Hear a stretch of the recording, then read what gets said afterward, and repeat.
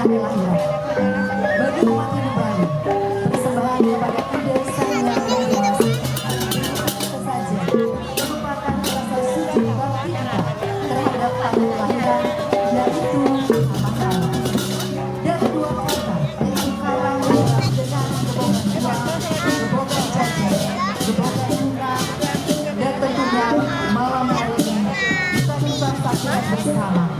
Inilah para gebokan desa adat Galuh yang api, karang alam.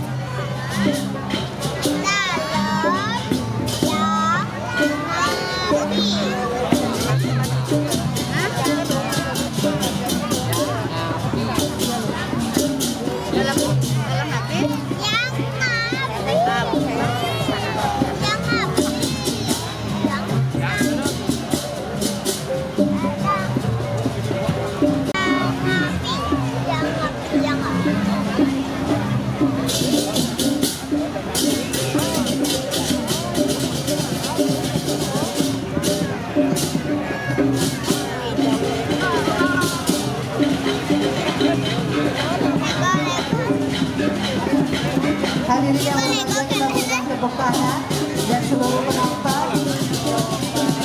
Sebelum bertegur kita menyaksikan ibu-ibu dalam para gebokan ini nyuwun gebokan sambil kemudian ada hiasi di menarinya, tentu sesuatu yang tidaklah mudah dilakukan.